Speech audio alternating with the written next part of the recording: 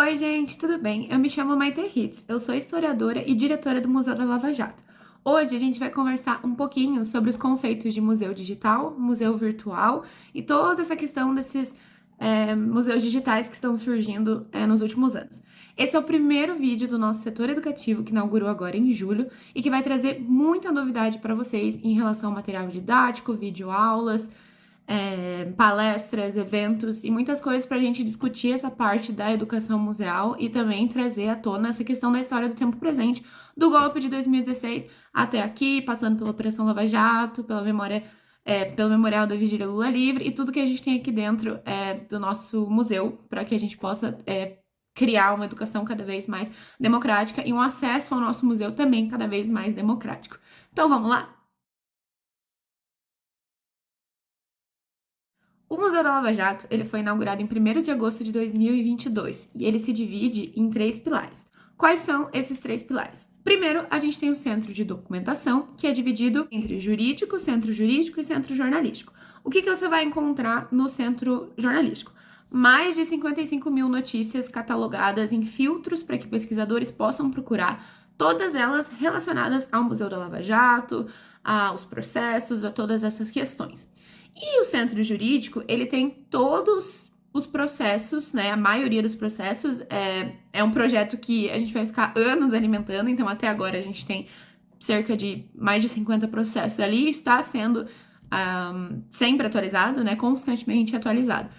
Mas são esses processos da Operação Lava Jato, enfim, divididos por réus, divididos por instância, por onde foi julgado, né, localidade e tudo mais, com filtros que também os pesquisadores podem acessar e procurar isso caso precisem para pesquisas, trabalhos, entre outras coisas. Então a gente tem esse centro dividido nessas duas partes. Além disso, a gente tem o Memorial da Vigília Lula Livre, que é uma parte inteiramente dedicada à história da Vigília Lula Livre, tem uma linha completa dos 580 dias, tem depoimentos exclusivos e muita coisa, mapas, várias coisas assim acerca desse movimento social tão importante para a história do nosso país. E o nosso terceiro pilar é o Grupo Interdisciplinar de Pesquisa sobre a Lawfare, que é coordenado pelo ex-reitor da Federal, o professor José Henrique Faria, e trabalha com pesquisas dentro da área do direito. Apesar de ter vários professores, ela é realmente bem interdisciplinar, tem até professor de psicologia e administração. Eles trabalham esse tema da lawfare de várias perspectivas e também promove eventos e várias coisas assim. Ok, fizemos um panorama do que é o Museu da Lava Jato pra gente entender por que ele se encaixa nesse debate, por que eu tô vindo aqui falar com vocês sobre museu virtual e museu digital. Qual será que é o nosso caso? Será que a gente é um museu digital ou será que a gente é um museu virtual? A gente vai descobrir, calma lá. Então vamos lá, como começa toda essa discussão, como que a gente entra aqui e conversa sobre isso? Tudo começa com esse avanço da tecnologia, né? Esse acelerado desenvolvimento dessas tecnologias digitais de informação e comunicação. Hoje em dia, todo mundo tem um computador na palma da mão, todo mundo tem acesso a milhões de conteúdos. Na nossa realidade pós-pandêmica, esse meio digital, ele também se colocou de outro jeito. Hoje em dia, a gente tem muito mais contato com isso, ele se ressignificou de uma maneira que nem a gente entende ainda, mas que a gente vê a presença muito assídua de toda essa parte da tecnologia. Então é claro que muitas das coisas que a gente conhece desde sempre vão se reinventar, né? Assim por dizer. E quando a gente tem essa relação da realidade virtual com essa questão do remoto e presencial que a gente vivenciou na pandemia, mas que também é uma coisa que já vinha sendo colocado em xeque, você pode ver muito bem que alguns museus muito famosos, como o MASP, por exemplo, né? Como a Pinacoteca mesmo de São Paulo, o próprio Louvre, eles têm a versão digital também. Eles não têm só um site com as informações. Eles têm visitas 360, né? Visitas virtuais, realidades virtuais. Eles têm a parte da exposição que você pode interagir. Os QR Codes são muito usados hoje em dia em museus também.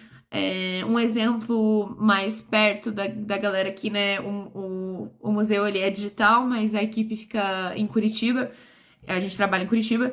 Então a gente tem aqui o Memorial Paranista, que todas as obras elas têm um QR Code do lado para você saber mais sobre elas, para você conseguir também ter audiodescrição.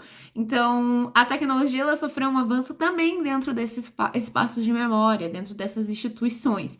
E isso é uma coisa muito interessante. E é por isso que a gente comentou que existe uma diferença na nomenclatura entre museu virtual e museu digital. Mas calma que a gente vai entender bonitinho isso. O que acontece?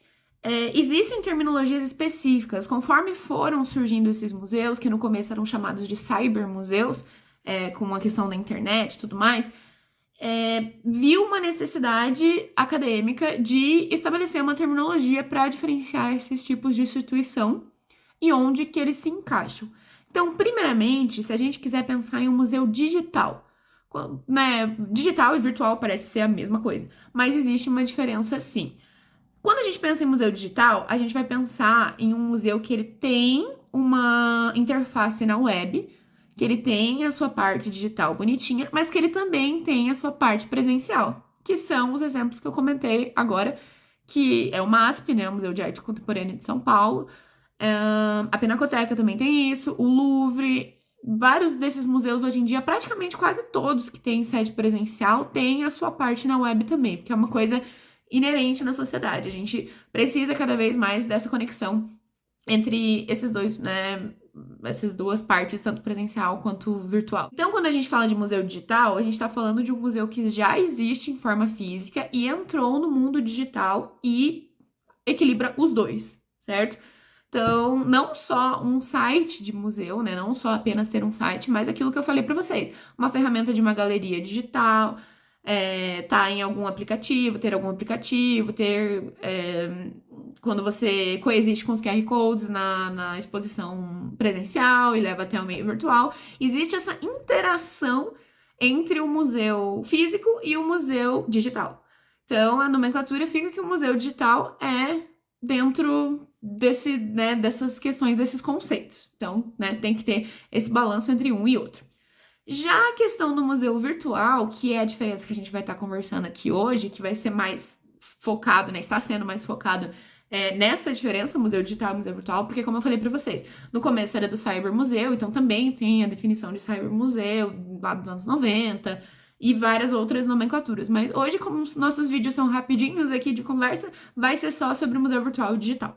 Ok, falamos sobre o museu digital.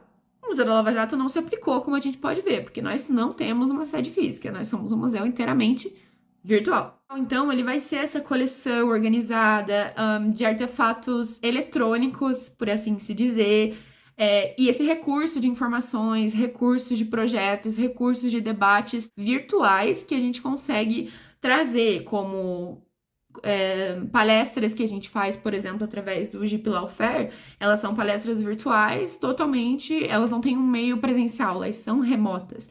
Então, elas estão dentro desse conceito virtual. E você tem dentro desses museus virtuais uma base de dados muito grande, muito vasta. Então, uma base de dados que está ali. Que é uma questão que a gente vê que é um acervo totalmente virtual desse museu. Então, que nem no nosso caso que eu falei para vocês, que a gente tem a parte do jurídico e do jornalístico, você vê claramente que elas estão, né, ali dentro do nosso acervo virtual. Então, isso forma essa questão desse museu ser inteiramente virtual também. Então, um exemplo desse museu é o Museu da Lava Jato, que opera totalmente assim. Hoje em dia, nós não temos muitos museus virtuais. O que você pode encontrar quando você pesquisar são realmente esses museus digitais que estão em consonância com lugares que já existem.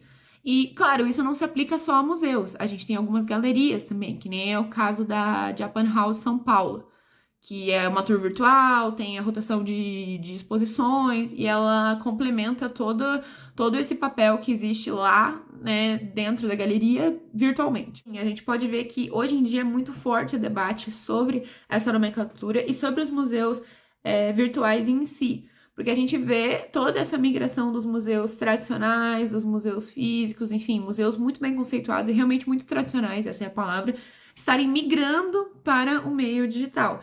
Enquanto a gente tem esse novo tipo de instituição que são os museus virtuais.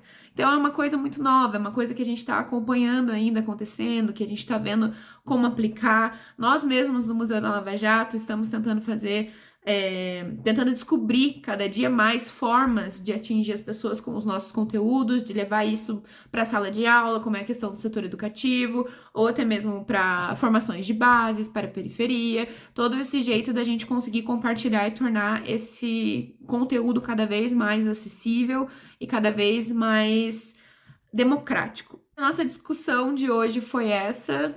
Nossos vídeos aulas serão bem curtinhos, na verdade, para ficar muito mais fácil da gente conseguir assimilar e abordar vários temas. Aqui embaixo do nosso site, aqui embaixo do nosso canal no YouTube, a gente vai deixar uma bibliografia sobre o assunto para quem quiser se aprofundar um pouco mais e acompanhar. E também, como o setor educativo é um meio de debate, um meio de troca, você pode colocar nos comentários o que você acha sobre os museus virtuais, como que você acha que está sendo esse processo, se você concorda com essa nomenclatura, ou se você acredita que os museus se encaixam em outro lugar, enfim, o que estiver passando na sua cabeça, se você quiser discutir com a gente, está muito bem-vindo. O Museu da Lava Jato, ele é um projeto coletivo, então a gente está sempre construindo